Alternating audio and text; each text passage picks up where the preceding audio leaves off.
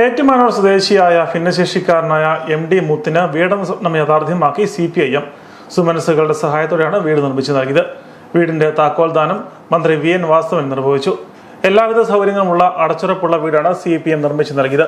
ഉൽപ്പന്നങ്ങൾ ശേഖരിച്ചും പായസ ചലഞ്ച് നടത്തിയുമാണ് വീട് നിർമ്മാണത്തിനായി ധനം സമാഹരിച്ചത്. നിർമ്മാണം പൂർത്തീകരിച്ച കോൺട്രാക്ടർ ജിസ് തോമസിനെ താക്കോൽ കൈമാറ്റ ചടങ്ങിൽ മന്ത്രി ആദരിച്ചു. വളരെ അഭിമാനത്തിൻ്റെയും ആഹ്ലാദത്തിൻ്റെയും നിമിഷങ്ങളാണ്. നമ്മുടെ പ്രിയപ്പെട്ട മുത്തുവിന് കയറിക്കിടക്കാൻ സ്വന്തമായൊരു കിടപ്പാടം എന്നത് ചിരകാല അഭിലാഷം. ആ അഭിലാഷം സാക്ഷാത്കരിക്കപ്പെടുന്ന ധന്യ നിമിഷമാണ്.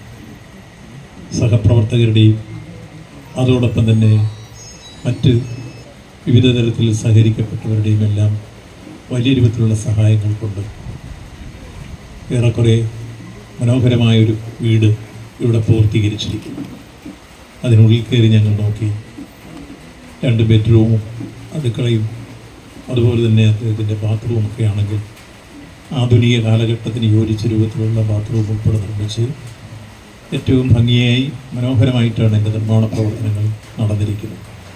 ഇതിന് നേതൃത്വപരമായി പങ്കുവഹിച്ച പാർട്ടി പ്രവർത്തകരെയും അതിന് സഹായിച്ചിട്ടുള്ള മനസ്സുകളെയും എല്ലാം ഈ സന്ദർഭത്തിൽ പ്രത്യേകമായി അഭിനന്ദിക്കുകയാണ്.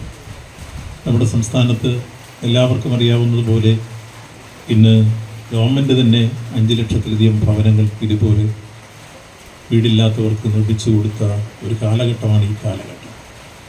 നമ്മുടെ സംസ്ഥാനത്ത് CPIMൻ്റെ ഒരു സമ്മേളനം തീരുമാനിച്ച് 2500ഓളം വീടുകൾ നിർമ്മിച്ചു കൊടുക്കണമെന്ന് തീരുമാനിച്ചത് ഏതാണ്ട് പൂർത്തീകരിക്കപ്പെട്ടുകൊണ്ടിരിക്കുന്ന ഒരു കാലഘട്ടമാണ്.